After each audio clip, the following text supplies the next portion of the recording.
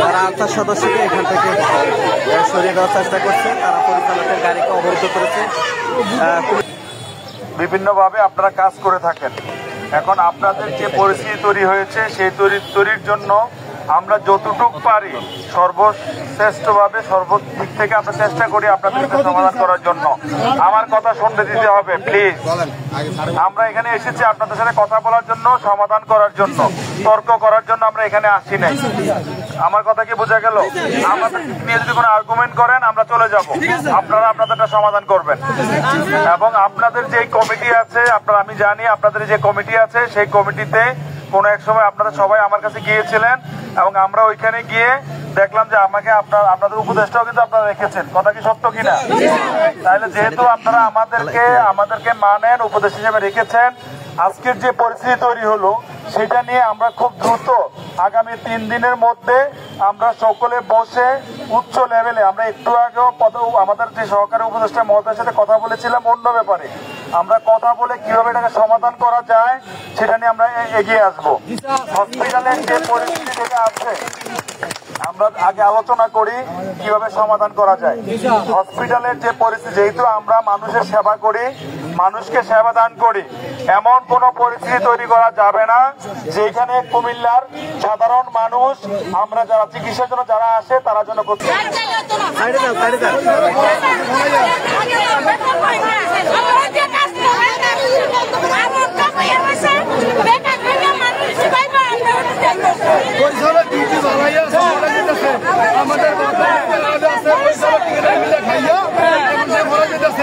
আমরা আমাদের বেতন না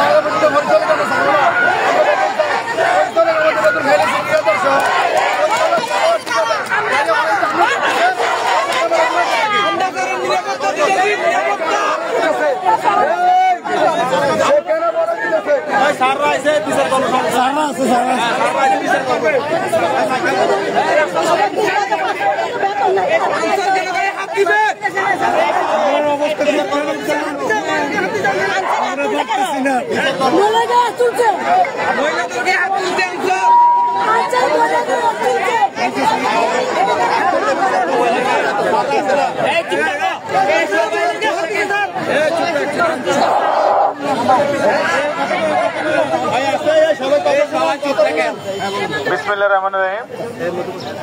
আপনারা সকলেই কুমিল্লা মেডিকেল কলেজের এখানে অনেকগুলো স্টাফ আছে, কেউ হচ্ছে সরকারি স্টাফ, তারা কেউ হচ্ছে আউটসোর্সিং হিসেবে কাজ করে। আপনারা সরকার নির্ধারিত আউটসোর্সিং বিভিন্নভাবে আপনারা কাজ করে থাকেন।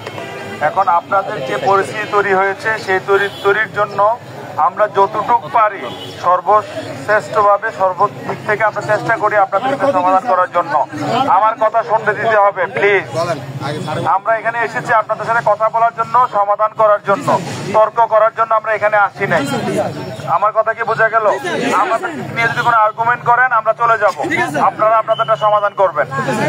এবং আপনাদের যে কমিটি আছে, আমি জানি আপনাদের যে কমিটি আছে সেই কমিটিতে কোনো এক সময় আপনারা সবাই আমার কাছে গিয়েছিলেন এবং আমরা ওইখানে গিয়ে দেখলাম যে আপনাদের উপদেষ্টাও কিন্তু আপনারা রেখেছেন। কথা কি সত্য কিনা?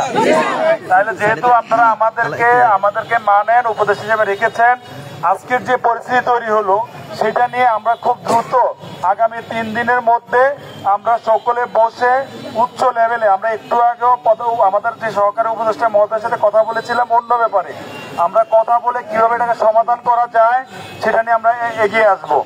হসপিটালের যে পরিস্থিতি থেকে আছে আমরা আগে আলোচনা করি কিভাবে সমাধান করা যায়।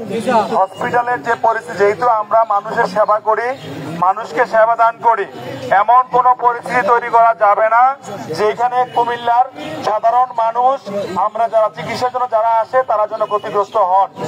সুতরাং যদি কোনো ধরনের এখানে ভুল বুঝাবুঝি হয়ে থাকে আনসারদের সাথে, সেটা সুষ্ঠু তদন্তের মাধ্যমে সেটার যে বিচার করা দরকার সেটা অবশ্যই করা হবে। কার দোষ, এখানে সিসি ক্যামেরাও আছে, কার দোষ কার গুণ সেটা পরে চিন্তা করা যাবে, কিন্তু কোন রকমের অনাকাঙ্ক্ষিত কোনো ঘটনা এখানে ঘটানো যাবে না।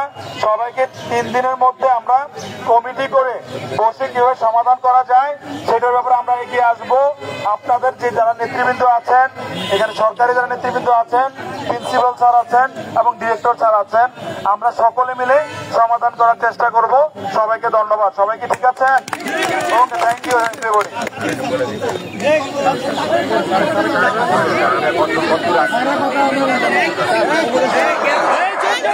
একটু সবাই একটু, যেহেতু ডিরেক্টর স্যার এবং প্রিন্সিপাল স্যার আছেন,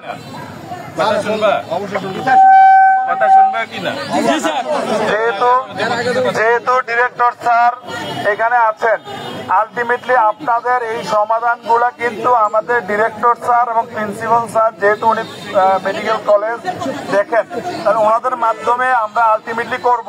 ওনাদের কথাগুলো মনোযোগ দিয়ে একটু শুনেন, তারপর আমি কথা বলছি।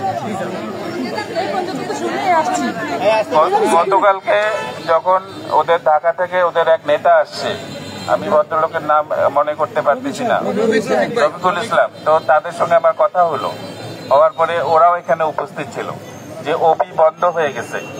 এই যে আউটসোর্সিং গুলা, এগুলো অপারেশন প্ল্যান থেকে হয়, গত জুনে শেষ হয়ে গেছে, জুলাই থেকে আর সেটা এক্সটেনশন হয় নাই। যখন এক্সটেনশন হয় না, তখন ওই খাতে তো অর্থ বরাদ্দ থাকে না। অর্থ বরাদ্দ না থাকলে ডাইরেক্টর কোথা থেকে তোমাদেরকে বেতন দিবে? এই পর্যন্ত তারপরেও পরিচালক চাইলে আমরা চাকরি পাবো, থাকতে পারবো স্যার, আমাদের নিশ্চয়তা দেন না। আপনাদের ঠিকাদার ঠিকাদার মঞ্চালে রাখবেন না, চাইলে নাই, তারা চাইলে কিন্তু আমাকে রাখতে পারে। আসলে চাকরি তোমরা তো 5 মাস হয় বেতন পাচ্ছ না, 8 মাস হয় বেতন পাচ্ছ না। এখন এইটা তোমাদেরকে নেওয়া হয়েছে তো আউটসোর্সিং এর মাধ্যমে, ঠিকাদারের মাধ্যমে, ঠিক আছে না? তোমরা কালকে কি বললা যে তোমাদের যে বেতন বৈষম্য তোমাদের কাছে নেওয়া হয়, কেন বলে নাই? তারপরে ও জবাব দিল কি, যে অটোমেটিক রিজাইন বললো না সে, ওই ভয়ে আমরা বলি নাই। তো সবই তো বলা হয়েছে। আমি মন্ত্রণালয়ে যে কথা বলছি, তারা বলছে জুন জুলাই নাগাদ এটা সমস্যার সমাধান হবে। আমি আজকে ডিসি স্যারের সঙ্গে কথা বললাম, এডিসি স্যারের সঙ্গে কথা বললাম, একটু আগে এডিশনাল সেক্রেটারি অ্যাডমিনের সঙ্গে কথা বলে আসলাম। আমাদেরকে কেন বাদ দিব স্যার? এখন তোমাদেরকে বাদ দিবে এই সিদ্ধান্ত তো হয় নাই। তো তোমরা যদি নিজে নিজে মানে রাখো, স্যার আপনি নিজে বলছেন ঠিকাদার বাদ দিলে আমি কিছু করতে পারবো না, বলতে পারবো না। একটা মিথ্যা কথা। আমি তো আমার গাড়ি নিয়ে বের হয়ে যেতেছি, আনসার দরজাটা খুলে দিবে। আমি কিন্তু একটু কথা শুনেন। আমি বলি, আমরা যেটা বলছি, আমি কি করলাম, যে ঘটনা ঘটেছে সেটার জন্য আমরা 3 দিনের মধ্যে সারাটা তদন্ত কমিটি করে দিয়ে এটা শেষ সমাধান করেন। কারণ এখানে তর্কাতর্কি কিছু নাই। ওরা কি নীতিমালার মাধ্যমে এখানে কাজ করে, ঠিকাদার কি করবে সেটা আলটিমেটলি ওদেরকে বসেই কাজ করতে হবে, আলোচনার মাধ্যমে করতে হবে। কারণ যারা, আমি বলি ব্যক্তিগতভাবে, যারা এখানে এক্সপিরিয়েন্সড আছেন, যারা অনেকদিন ধরে কাজ করছেন, তাদেরকে বাদ দেওয়ার কোনো সুযোগ নাই। আমি আবারও বলছি, এখানে আনারি লোক বাইরে থেকে এনে হসপিটালে কাজ চালানোর কোনো সুযোগ নাই।